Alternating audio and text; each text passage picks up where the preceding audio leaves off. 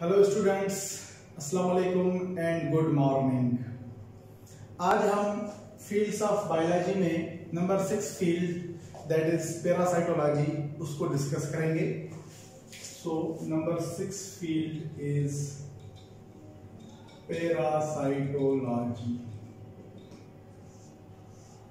Okay, so सबसे पहले हम इस वर्ड की इटामोलॉजिकल डेफिनेशन को देखेंगे कि what does this word mean, इस वर्ड का क्या मकसद होता है। सो सिंपली हमारे पास दो वर्ड्स हैं यहाँ पर, एक वर्ड है पैरासाइटो और दूसरा इसका पार्ट है लॉजी। ठीक है, so first of all we will look its meaning that what does these words mean. इन वर्ड्स का क्या मतलब होता है, हम सबसे पहले इनको देखेंगे। सो पैरासाइटो जो वर्ड है, द वर्ड पैरासाइटो का मतलब होता है पैरासाइट। ओके, और पैरासाइट क्या होता है इसको हम डिफाइन कर रहे हैं। देन सेकंड पार्ट इसका है लोगोस से निकला हुआ है वर्ड लॉजी, जिसका मतलब होता है टू डिस्कस या टू स्टडी।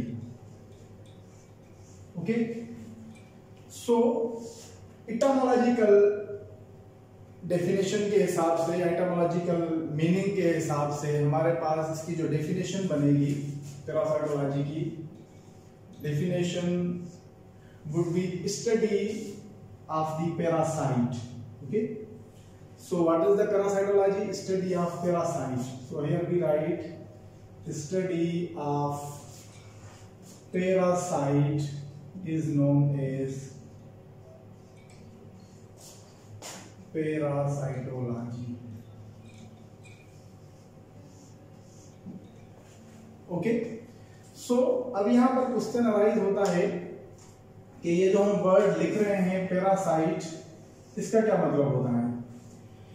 पैरासाइट को अगर हम डिफाइन करें तो parasite is actually an organism, ये एक जानदार होता है, ठीक है, जो कि किसी दूसरे ऑर्गेनिज्म पर डिपेंड करता है फॉर द फूड और फॉर द शेल्टर। ठीक है, शेल्टर के लिए या फूड के लिए उसके ऊपर डिपेंड करता है।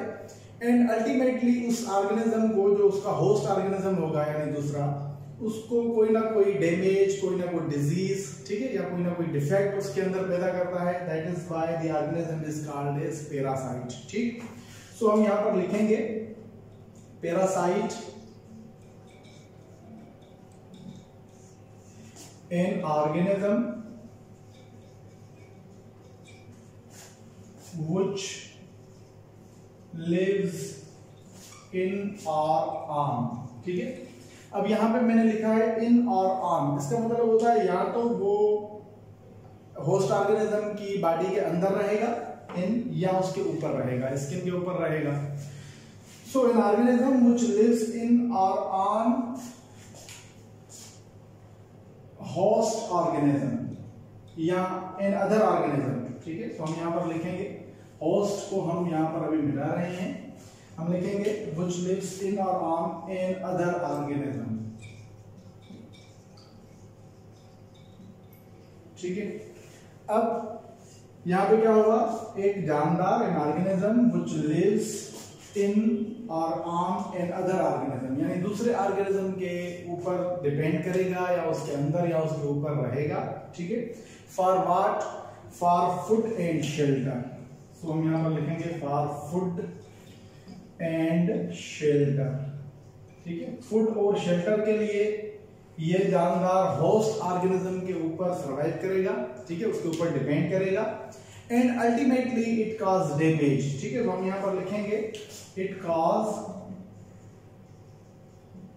डैमेज और डिजीज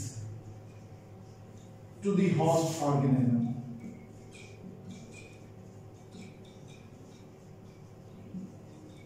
सो ये एक कंप्लीट डेफिनेशन है हमारे पास पैरासाइट की, यानी पैरासाइट की हमारे पास डेफिनेशन क्या होती है, एक ऑर्गेनिज्म है, for example this is a parasite. ठीक है, ये एक जानदार है, पैरासाइट जो है वो लिविंग ऑर्गेनिज्म होता है। अब ये जो पैरासाइट है ये दूसरे ऑर्गेनिज्म के ऊपर, that is said to be the host. ठीक है, अब ये जो होस्ट है ये कुछ भी हो सकता है, प्लांट भी हो सकता है होस्ट ऑर्गेनिज्म, एनिमल्स भी हो सकते हैं, ह्यूमन बींग्स, ठीक। तो host organism can be anything. So अगर हम यहाँ पर लिखें कि host organism can either be plant और इट कैन बी एनिमल, ठीक है, और इवन अगर हम इसको ह्यूमन बीइंग भी कहें, क्योंकि हम भी एक्चुअली एनिमल ही हैं, लेकिन अगर हम थोड़ा यहाँ पर डिफरेंशिएट करें, सो होस्ट जो है वो प्लांट भी हो सकता है, एनिमल भी हो सकता है, या ह्यूमन बींग्स की अगर हम बात करें तो हमारे ऊपर भी बहुत सारे जो पैरासाइट मौजूद होते हैं, ठीक है। सो यानी क्या हुआ कि पैरासाइट जो है वो इन ऑर्गेनिजम्स के ऊपर यानी दूसरे ऑर्गेनिज्म के ऊपर डिपेंड करेगा, for what, for food, for shelter और even for other reasons, even for its life cycle. Life cycle के लिए भी बहुत जरूरी होता है, मुख्तलिफ पैरासाइट्स के लिए होस्ट ऑर्गेनिज्म का होना बेहद जरूरी होता है। सो कई रीजंस हो सकते हैं पैरासाइट के दूसरे ऑर्गेनिज्म के ऊपर डिपेंड होने के लिए। सो ये जो ऑर्गेनिज्म होगा it is dependent on this host, ठीक है। So parasite is dependent on host organism and ultimately ये जो पैरासाइट है इसके होस्ट के ऊपर सरवाइव करने से या उसके अंदर सरवाइव करने से क्या होता है, अल्टीमेटली डिजीजेस या डैमेज वगैरह कोई उसको नुकसान होगा, ठीक है। So this is said to be the parasite. अब समटाइम्स क्या होता है कि जो पैरासाइट होते हैं वो बजाते खुद ही पैथोजन होते हैं, ठीक है। So they can also be pathogen itself, यानी डिजीज काजिंग एजेंट भी हो सकते हैं। या कभी कभी ऐसा होता है कि कुछ पैरासाइट्स जो होते हैं वो वेक्टर का काम करते हैं, यानी वो खुद जो है किसी किस्म का की डिजीज काज नहीं करते, लेकिन वो दूसरे ऑर्गेनिजम्स को जो है वो इंट्रोड्यूस करते हैं into the body of host organism. इसका एग्जांपल भी हम आगे देख रहे हैं कि how actually parasite can bring the pathogens to other organism और द होस्ट ऑर्गेनिज्म, ठीक है। सो अगर हम इसको सिंपली यानी ये जो हमने इसको डिफाइन किया पैरासाइट को, इसको अगर हम सिंपली बताएं तो जनरली हम पैरासाइट को कहते हैं मुफ्तखोर, ठीक है। तो उर्दू में हम इसको बोलेंगे मुफ्तखोर। सो अगर हम इसको यहाँ पर सिंपल वर्ड्स में लिखें तो हमारे पास बहुत आसान लफ्जों में हम पैरासाइट को मुफ्तखोर कह सकते हैं, ठीक है। क्यों मुफ्तखोर कहते हैं? बिकॉज ये डिपेंडेंट होता है होस्ट ऑर्गेनिज्म के ऊपर और इटसेल्फ जो है कोई भी फूड वगैरह है कोई सी चीज खुद जनरेट नहीं करता। सो दैट्स व्हाई हम इसको जनरली कहते हैं कि ये मुफ्तखोर ऑर्गेनिज्म है जो कि दूसरों पर डिपेंडेंट होता है, ओके। सो हमने देखा कि parasitology is the study of parasite, लेकिन हम पैरासाइट का क्या पढ़ेंगे, यानी यहाँ पर हम क्या डिस्कस करेंगे? वी डिस्कस एक्चुअली 3 थिंग्स, ठीक है। 3 चीजें हम देखेंगे। सबसे पहला हम देखेंगे what is the life cycle of the parasite, यानी life cycle of the parasite को देखेंगे। सो इन पैरासाइटोलॉजी, ठीक है, वी फोकस ऑन 3 थिंग्स, ठीक है। कौन सी वो 3 चीजें हैं? Number 1 thing is life cycle of parasite, ठीक है। यानी पैरासाइट, क्योंकि हम इंटरेस्टेड होते हैं बहुत ज्यादा पैरासाइट में because they generally cause damage और डिजीजेस, तो हमें अल्टीमेटली पता होना चाहिए कि उसकी लाइफ साइकिल क्या है और किस मोड पर, किस जगह पर हम अगर उसको डिस्टर्ब करना चाहें, उसको डिस्ट्रॉय करना चाहें तो इजीली उसको डिस्ट्रॉय किया जाए। So life cycle of parasite को स्टडी किया जाता है पैरासाइटोलॉजी में, ठीक है। मोड ऑफ ट्रांसमिशन, यानी कौन से मोड से वो ट्रांसमिट होता है, आया कोई उसको वेक्टर जो है कैरी करता है या फूड के थ्रू, या किस प्रोसेस से जो है वो होस्ट ऑर्गेनिज्म के ऊपर वो पैरासाइट पहुंचता है, that is the mode of transmission. And finally the interaction of parasite with the host organism, यानी पैरासाइट का होस्ट ऑर्गेनिज्म के साथ कौन सा इंटरेक्शन है, ठीक है, कौन सा उसका रिलेशन है, कैसी डिजीजेस काज करता है, होस्ट ऑर्गेनिज्म में किस जगह पर वो रहता है, किस किस्म का जो है वो नुकसान जो है वो होस्ट ऑर्गेनिज्म को दे सकता है, that is actually the interaction of parasite with its host organism. So interaction of parasite with its host organism, ठीक है। सो यहाँ पर पैरासाइटोलॉजी में हम देखेंगे कि life cycle of parasite number 1, then mode of transmission, किस तरह से ट्रांसमिट होता है, then interaction with host organism, यानी parasitology generally deals with these 3 things. So overall यहाँ पर पैरासाइटोलॉजी का जो मेन फंक्शन होता है वो इन चीजों के ऊपर फोकस करना होता है, ठीक है। सो हमने जनरली देखा कि व्हाट इज पैरासाइटोलॉजी, पैरासाइटोलॉजी क्या होती है, ठीक है, पैरासाइट क्या होता है और पैरासाइटोलॉजी किस तरह से वर्क करती है, यानी उसका जो मेन एम होता है, जो मेन काम होता है पैरासाइटोलॉजी का, वो क्या होता है, वो हमने यहाँ पे देखा। अब हम देखेंगे कि पैरासाइट्स जो होते हैं उनकी क्लासिफिकेशन अगर हम करें, उनको अगर हम क्लासिफाई करें तो उनकी 3 किस्म से हम क्लासिफिकेशन कर सकते हैं पैरासाइट्स की, ठीक है, जिनको हम यहाँ पर डिस्कस करेंगे कि on the basis of position of the parasite, के पैरासाइट कहाँ पर मौजूद है उस हिसाब से एक क्लासिफिकेशन है। नंबर 2 है on the basis of complexity of the parasite, यानी पैरासाइट की कॉम्प्लेक्सिटी आया वो यूनिसेल्युलर है या मल्टीसेल्युलर है, उस हिसाब से सेकंड हमारे पास टाइप है। Then finally the third type of classification of parasite is on the basis of dependence और on the basis of survival of the parasite itself, ठीक है। सो इन तीनों चीजों को हम अभी डिस्कस कर रहे हैं। सो फर्स्ट ऑफ ऑल हम डिस्कस करेंगे on the basis of position of the parasite. So number 1 is on the basis of position, ठीक है, यानी पोजीशन के हिसाब से पैरासाइट कहां पर मौजूद है होस्ट ऑर्गेनिज्म के, उसके हिसाब से 3 टाइप्स होती हैं पैरासाइट की। So we have 3 types. Number 1 is ectoparasite, ठीक है। Number 2 endoparasite,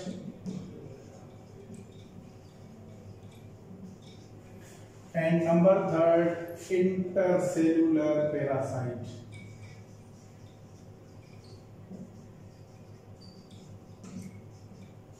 Okay. So on the basis of position, that where the parasite actually is present on the host organism, we have 3 types. हमारे पास 3 types होती हैं, जिनमें मैंने आपको बताया सबसे पहले एक्टोपैरासाइट है, number 2 is endoparasite and number 3 is intercellular parasite. So what does this ectoparasite mean? Ectoparasite का मतलब होता है, एक्टो वर्ड हमारे पास है जिसका मतलब होता है ऑन द सरफेस, या हम इसको कहते हैं एक्टो का मतलब होता है आउटसाइड। सो आउटसाइड, ठीक है, आउटसाइड का मतलब होता है कि वो होस्ट ऑर्गेनिज्म के बाहर, यानी जनरल उसके बॉडी के सरफेस के ऊपर पैरासाइट जो है वो सर्वाइव करेगा। सो हम यहाँ पर लिखेंगे कि it generally survives on the skin, ठीक, ऑफ होस्ट ऑर्गेनिज्म, यानी जो होस्ट ऑर्गेनिज्म है उसकी स्किन पर एक्टोपैरासाइट्स मौजूद होते हैं। मिसाल के तौर पर लाइस है फॉर एग्जांपल, ठीक है, that is the ectoparasite that lives on the skin. Head में लाइस मौजूद होती हैं, जनरली दूसरे जितने भी एनिमल्स होते हैं उनकी बॉडी सरफेस के ऊपर लाइस मौजूद होती हैं, ठीक है। Then say for example leech, leech is also ectoparasite, it lives outside of the body or generally on the skin. Ultimately we have another organism that is Phili, ठीक है। So generally these are the arthropods.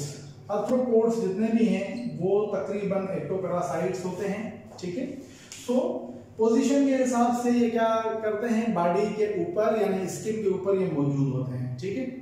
Then the second type is endoparasite. यहाँ पर हमारे पास endo word का मतलब होता है inside, ठीक है, यानी विद इन द बॉडी। तो हम यहाँ पर लिखेंगे इनसाइड द बॉडी या with in body of host organism, ठीक है, यानी होस्ट ऑर्गेनिज्म की बॉडी के अंदर ये एंडोपैरासाइट्स मौजूद होते हैं, ठीक है। That's why we call them as endoparasite. अब कौन से जानदार होते हैं जिनको हम एंडोपैरासाइट्स कहते हैं? जनरली हेलमिन्थीज जितने भी हैं, सो हमारे पास यहाँ पर एग्जांपल में है हेलमिन्थीज, अब हेलमिंथेस डज नॉट मीन दैट प्लेटीहेलमिंथेस जो कि फाइलम है, हम सिर्फ उसकी बात नहीं कर रहे। हेलमिंथेस का हम यहाँ पर जनरल टर्म ले रहे हैं फॉर वर्म्स, ठीक है। अब इसमें फ्लैट वर्म भी आ जाएंगे, राउंड वर्म्स भी आ जाएंगे, टैप वर्म्स भी आ जाएंगे। सो ये जितने भी हैं ये एंडोपैरासाइट्स होते हैं। फिर ये शीप्स में या गोट्स के अंदर या इवन ह्यूमन बींग्स के अंदर जो है ये एंडोपैरासाइट्स मौजूद होते हैं। So these are the helminths. So they can either be, say for example, flatworms. They can be roundworms, or even they can be tapeworms. ठीक है?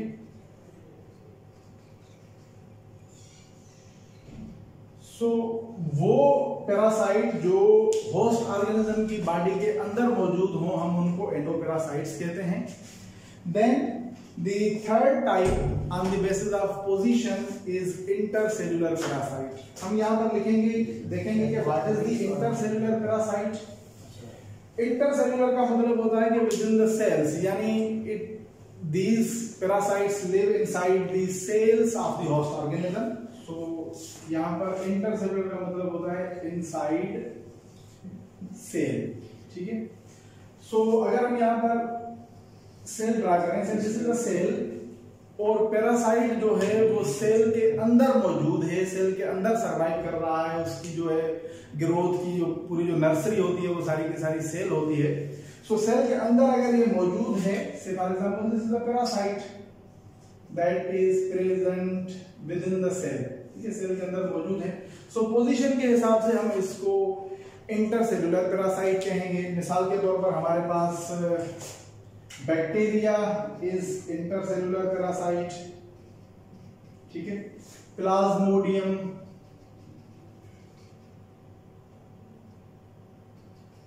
ठीक, and say for example viruses. So these are the parasites which live within the cells of the host organism. So on the basis of position where the parasite is present, position के हिसाब से हमारे पास 3 types हुई, ठीक है, जिनमें मैंने आपको बताया ectoparasite, endoparasite and intercellular parasite, ठीक है। उसके बाद हमारे पास नेक्स्ट जो कैटेगरी है क्लासिफिकेशन की, वो मैंने आपको बताया कि on the basis of complexity of the parasite organism, यानी पैरासाइट जो है उसकी कॉम्प्लेक्सिटी के हिसाब से हमारे पास सेकेंड टाइप है जिसको हम क्लासिफिकेशन में यूज करते हैं, उसको डिस्कस करेंगे। Then we will move towards the third type.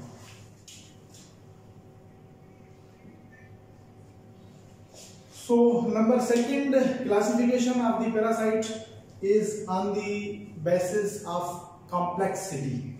So हम यहाँ पर लिखेंगे on the basis of complexity of parasite, ठीक है, यानी पैरासाइट की कॉम्प्लेक्सिटी के हिसाब से सेकेंड टाइप हम जो है क्लासिफिकेशन की यूज करते हैं। सो हमारे पास अगेन 2 जो है टाइप्स होती हैं on the basis of complexity of the parasite. So say for example we have parasites which are who are unicellular, ठीक है, that is the one type, और दूसरी टाइप होती है मल्टी सेल्युलर। सो यानी वो पैरासाइट्स जो कि यानी कुछ पैरासाइट्स यूनिसेल्युलर होते हैं और कुछ पैरासाइट्स जो हैं वो मल्टी सेल्युलर होते हैं। सो on the basis of complexity हमारे पास 2 टाइप्स होती हैं पैरासाइट्स की। सबसे पहले हम यूनिसेल्युलर को डिस्कस कर रहे हैं। Unicellulars are generally called as protozoans, ठीक है, ये यूनिसेल्युलर्स होते हैं, ठीक है। और कौन से, यानी दे आर सिंगल सेल्ड, अगर हम उनको लिखें they are actually single celled. अब अगर हम एग्जाम्पल की बात करते हैं कि कौन से पैरासाइट्स जो होते हैं वो यूनिसेल्युलर होते हैं, तो again say for example we have bacteria, plasmodium, okay, amoeba या entamoeba histolytica, etc. So these are some parasites which are unicellular. So यहाँ पर मैंने आपको एग्जांपल्स बताए कि कॉम्प्लेक्सिटी के हिसाब से कुछ पैरासाइट्स यूनिसेल्युलर होते हैं, जिनके हमने यहाँ पर एग्जांपल्स भी मैंने आपको बताए। Now we are moving towards the next part, that is multicellular. तो मल्टीसेल्युलर जो पैरासाइट्स होते हैं हम उनको कहते हैं metazoa. So they are generally member of metazoa group, ठीक है। तो ये मल्टीसेल्युलर होते हैं। अब यहाँ पर हमारे पास जो मल्टीसेल्युलर होते हैं पैरासाइट्स, उनमें अगेन दो टाइप्स होती हैं, ठीक। सो दे आर जनरली मल्टीसेल्युलर। हम यहाँ पर एक्चुअली लिख के आए हैं ऑलरेडी कि मल्टीसेल्युलर होते हैं। So we have two categories again multicellular में। हमारे पास एक मैंने आपको बताया यहाँ पर helminthes parasites and the second category is arthropods, ठीक है। So we have two categories. Helminthes, अभी जैसे हमने प्रीवियसली डिस्कस किया, मैंने आपको बताया कि जनरली जितने भी वर्म्स होते हैं, ठीक है, जिसमें round worms, tape worms, flat worms, these are actually the helminthes group, ठीक है। So ये जो हेलमिंथीज हैं ये कहां पर रहते हैं? They generally live in the gastrointestinal tract, यानी इंटेस्टाइन के अंदर ये मौजूद होते हैं, यानी जितने भी होस्ट इनके होते हैं they are present in the intestine. तो यहाँ पर हम लिखेंगे these helminths are found in the gastrointestinal tract, ठीक है, यानी they are found in the intestine, intestine के अंदर मौजूद होते हैं, ठीक है। So what does these actually parasites cause the problem? Number one is that they actually take up food, यानी फूड जो होता है होस्ट ऑर्गेनिज्म का, उस पर ये फीड करेंगे, उस पर डिपेंडेंट होंगे। And these main cause or the main actually damage or the disease that actually cause is the intestinal disease, यानी जनरली ये इंटेस्टाइन के अंदर इन्फेक्शंस को काज करते हैं। They actually create infections in the intestine. So यहाँ पर हम लिखेंगे they create infections in intestine. Intestine के अंदर ये इन्फेक्शंस पैदा करते हैं। सो अब कौन कौन से जनरली अगर हम एग्जांपल लें तो हमारे पास say for example we have liver fluke is the worm, ठीक है, which is present in the liver of sheep और गोट के अंदर ये मौजूद होता है, ठीक है। एंड एस्केरिस, अगर हम सेकेंड एग्जांपल लें यहाँ पर, Ascaris is the round worm. ये ह्यूमन बीइंग के इंटेस्टाइन में मौजूद होता है, ठीक है, और वहां पर जनरली ये जो कंडीशन काज करता है उसको इंटेरोबियोसिस कहते हैं। So it causes a very common disease of human being that is known as enterobiasis, ठीक है। इस कंडीशन में क्या होता है कि there is itching around anus, anus के अराउंड जो है वो इचिंग होती है। This is very much complicated form of the disease that is caused by this roundworm ascaris. So अगर हम इंटेरोबियोसिस को सिंप्लीफाई करें तो इसका मतलब होता है इचिंग अराउंड एनस, ओके। सो हमने यहाँ पर देखा कि कुछ जो होस्ट होते हैं वो मल्टीसेल्युलर होते हैं, कुछ यूनिसेल्युलर। यूनिसेल्युलर में मैंने आपको यहाँ पे एग्जांपल दिया। अब मल्टीसेल्युलर में हमारे पास दो टाइप्स होती हैं। पहले मैंने आपको बताया हेलमिंथीज, हेलमिंथीज को हमने डिटेल में डिस्कस किया कि कौन से ऑर्गेनिजम्स या कौन से पैरासाइट्स होते हैं जिनको हम हेलमिंथीज कहते हैं, कौन कौन से होते हैं, फिर उनका मैंने एक आधा एग्जांपल भी आपको यहाँ पे बताया, ठीक है। कुछ ऐसे होते हैं जो लिवर के अंदर रहते हैं, शीप्स के या गोट के, हमने उनको लिवर फ्लू कहा, they are also actually helminthes. देन मैंने आपको बताया एस्केरिस के बारे में कि एस्केरिस जो है वो ह्यूमन बीइंग के इंटेस्टाइन के अंदर रहता है। It is round worm, it also called the complexion that is known as enterobiasis. Now we are going towards the arthropods, यानी हमारे पास मल्टीसेल्युलर जो सेकंड टाइप है that is the arthropods. So arthropods में Say for example, we have, so among the arthropods we have, say for example, mosquito, ठीक है, aphid, flea, etc. These are general arthropods which work as a parasite. ये parasite के तौर पर काम करते हैं, यानी they depend on the host organism and cause many complications, many problems. So यहाँ पर हमने देखा कि हेलमिंथीज जितने भी होते हैं ये बॉडी के अंदर रहते हैं और जनरली गैस्ट्रो इंटेस्टिनियल ट्रैक्ट, मैंने आपको बताया, उसके अंदर मौजूद होते हैं, जबकि आर्थ्रोपोड्स जो होते हैं they live on the skin. So they are present on the skin of host organism. तो यहाँ पर हम लिखेंगे they are found on the skin. So skin के ऊपर मौजूद होते हैं और साथ में ये कौन से कॉम्प्लिकेशंस प्रोड्यूस करते हैं. Number 1 complication is that they सक ब्लड. ब्लड जो होता है होस्ट ऑर्गेनिज्म का उसको सक करते हैं. यहाँ पर हमने देखा कि हेलमिंथीज जो है वो जनरली फूड जो है टेकअप करते हैं, फूड को यूज करते हैं, जबकि आर्थ्रोपोड्स दे सक ब्लड. तो हम यहाँ पर लिखेंगे their main complication is blood sucking. Okay. And the other thing is that they become or they behave as a vector. ये वेक्टर के तौर पर काम करते हैं.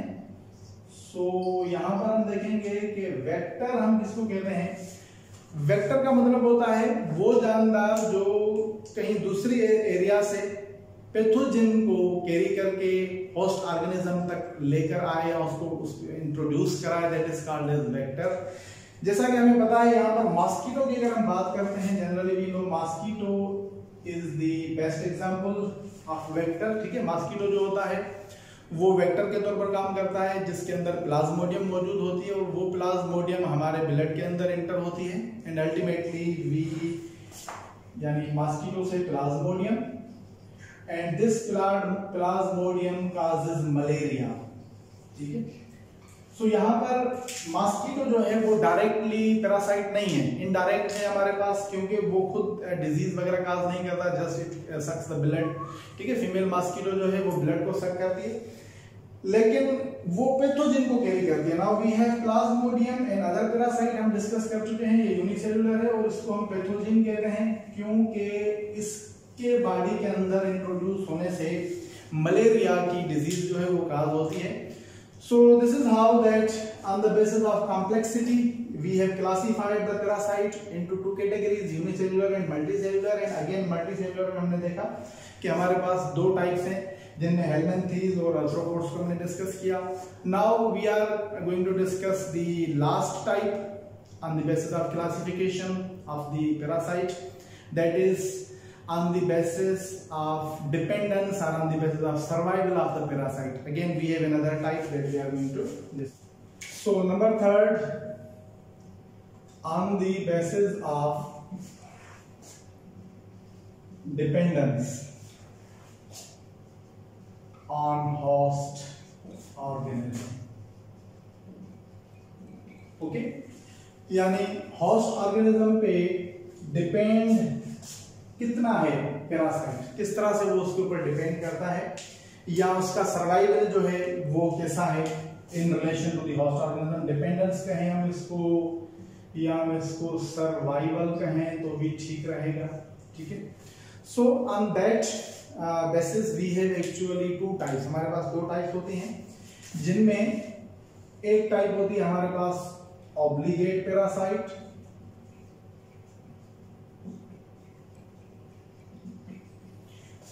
और दूसरी टाइप होती है facultative parasite.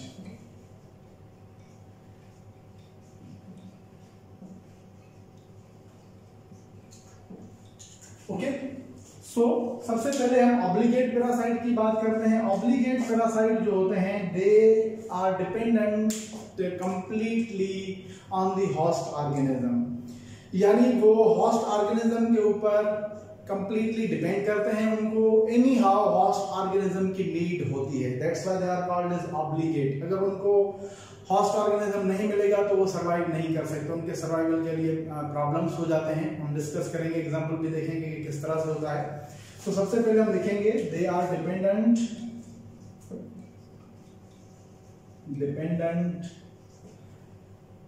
on host organism completely, ठीक है, यानी मुकम्मल तौर पर उनको होस्ट ऑर्गेनिज्म की नीड रहती है अपने लाइफ साइकिल में, ठीक है। सो हमारे पास अगर यहाँ पर एग्जाम्पल की बात करते हैं तो we have actually plasmodium is the best example, ठीक है। हमारे पास प्लाज्मोडियम जो है बेस्ट एग्जाम्पल है ऑब्लिगेट पैरासाइट का, ठीक है। जिस तरह से हम जानते हैं कि प्लाज्मोडियम के दो होस्ट होते हैं, एक तो उसका होस्ट होता है मॉस्किटो, ठीक है, जिसके अंदर ये मौजूद होता है, और उसका सेकंड होस्ट होते हैं हम ह्यूमन बीइंग्स, ह्यूमंस, ठीक है। अब मॉस्किटो में क्या होता है, जो सेक्सुअल रिप्रोडक्शन होती है या जो इसका सेक्सुअल फेज होता है वो होता है मॉस्किटो में, और एसेक्सुअल रिप्रोडक्शन या एसेक्सुअल जो फेज होता है वो ह्यूमन बीइंग के अंदर होता है। सो ये जो प्लाज्मोडियम है इसको एनी हाउ होस्ट ऑर्गेनिज्म की जरूरत होती है फॉर इट्स लाइफ साइकिल, यानी लाइफ साइकिल के लिए इसको होस्ट ऑर्गेनिज्म की नीड होती है। That's why this is obligate parasite. हमने देखा कि वो मॉस्किटो में उसका लाइफ साइकिल का एक फेज रन कर रहा होता है जो कि सेक्सुअल फेज होता है, then the human beings have the is another intermediate host, वो उसका दूसरा होस्ट होता है जिसमें उसका एसेक्सुअल फेज रन कर रहा होता है। अब अगर इनमें से कोई भी एक होस्ट ऑर्गेनिज्म प्लाज्मोडियम को नहीं मिलता तो अल्टीमेटली उसकी लाइफ साइकिल क्या हो जाएगी, खत्म हो जाएगी, वो ग्रो नहीं कर सकेंगे, आगे मल्टीप्लाई नहीं कर सकेंगे, प्रोलिफेरेट नहीं कर सकेंगे। So that's why Plasmodium is completely dependent on the host organism, ठीक है। वो होस्ट ऑर्गेनिज्म के ऊपर बहुत सारे ऐसे होते हैं जो कि फूड के ऊपर सर्वाइव करते हैं, ठीक है। अब यहाँ पर Plasmodium is not dependent on the these hosts for the food but actually for the life cycle, ठीक है। वहां पर उनकी लाइफ साइकिल कंप्लीट होती है, that's why हम इसको obligate parasite कहते हैं, understand। now we are moving towards the next type, that is the facultative। अब facultative word को हम जनरली कहते हैं ऑलराउंडर। अगर हम यहाँ पर एग्जांपल लें कि facultative अगर होस्ट ऑर्गेनिज्म मिलता है तो भी ठीक है, अगर होस्ट ऑर्गेनिज्म नहीं अवेलेबल तो भी उसकी लाइफ साइकिल भी चलेगी, उसकी लाइफ भी चलेगी, देयर इज नो प्रॉब्लम, ठीक है। So facultative को जनरली हम कहते हैं these organisms or these parasites are actually all rounder, ठीक है। So as a whole अगर हम इसको डिफाइन करें, these organisms are not completely dependent on the host organism। हम यहाँ पर लिखेंगे they are not dependent on host organism, ठीक है। यानी होस्ट ऑर्गेनिज्म पर डिपेंडेंट का मतलब हमने लिखा कंप्लीटली, ठीक है। कंप्लीटली डिपेंडेंट नहीं रहते, मुकम्मल तौर पर वो होस्ट ऑर्गेनिज्म के ऊपर डिपेंडेंट नहीं रहते, ठीक है। जैसा कि हमने यहाँ पर देखा कि obligate parasite is completely dependent on the host organism. अब यहाँ पर हमारे पास जो सेकंड टाइप है वो इसके बिल्कुल अपोजिट है कि it is not completely dependent, ठीक है। अगर उसको होस्ट ऑर्गेनिज्म मिल भी गया तो भी ठीक है, वो सर्वाइव कर लेगा, अगर होस्ट ऑर्गेनिज्म नहीं भी मिलता तो भी उसके लिए कोई प्रॉब्लम नहीं है।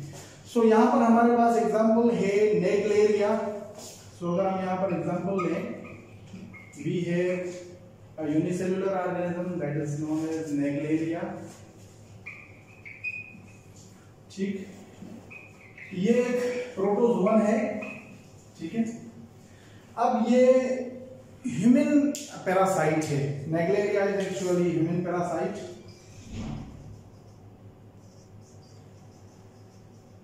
ओके। ये क्या करता है, ह्यूमन बीइंग के अंदर एंटर होके और फिर ब्रेन टिश्यूज को ईट अप करता है, so it actually feeds on the brain tissue और ब्रेन सेल्स, ठीक है। So this is the food of that amoeboid protozoan Naegleria, ठीक है, ये उसका फूड होता है। सो अब यहाँ पर हम देखेंगे, मैंने कहा कि ये फैकल्टेटिव पैरासाइट है। फैकल्टेटिव का मतलब होता है कि ये हमारे ब्रेन सेल्स के ऊपर फीड सिर्फ नहीं करता, इसका जनरली सर्वाइवल दूसरे ऑर्गेनिजम्स भी होते हैं, ठीक है। फूड के लिए ये जनरली बैक्टीरिया के ऊपर फीड करता है। सो अगर ये हमारी बॉडी के बाहर मौजूद है तो इसका फूड जो है वो बैक्टीरिया होता है, और इसका लाइफ साइकिल के साथ भी, इसकी लाइफ साइकिल के साथ भी किसी भी होस्ट के साथ कोई ताल्लुक नहीं है, ये इंडिपेंडेंट होता है, ये अपनी लाइफ साइकिल जो है वो इंडिपेंडेंटली रन करता है। So therefore it is the facultative parasite, यानी जनरली अगर ये वाटर में मोस्टली ये हॉट जितने भी वाटर क्लाइमेट्स होते हैं उनके अंदर मौजूद होता है, ठीक है। और जनरली इसकी जो फीडिंग होती है वो बैक्टीरिया होती है, यानी बैक्टीरिया के ऊपर फीड करता है। लेकिन अगर ये वाटर के थ्रू ह्यूमन बीइंग की बॉडी में जब ये एंटर होता है तो अल्टीमेटली वहां पे क्या करता है, ब्रेन टिश्यूज पर फीड करता है और तकरीबन एक अंदाजे के मुताबिक 5 डेज में इंसान की डेथ हो जाती है। So with in 5 days it kills the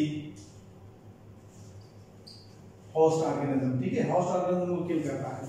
तो यहां पर human beings are the host of this organism, but this host this parasite Naegleria is facultative कैसे कि अगर उसको ह्यूमन बीइंग नहीं भी मिलता तो उसकी लाइफ साइकिल भी चलेगी, उसकी जनरल लाइफ भी चलेगी, रिप्रोडक्शन वगैरह everything, so there is no problem, ठीक।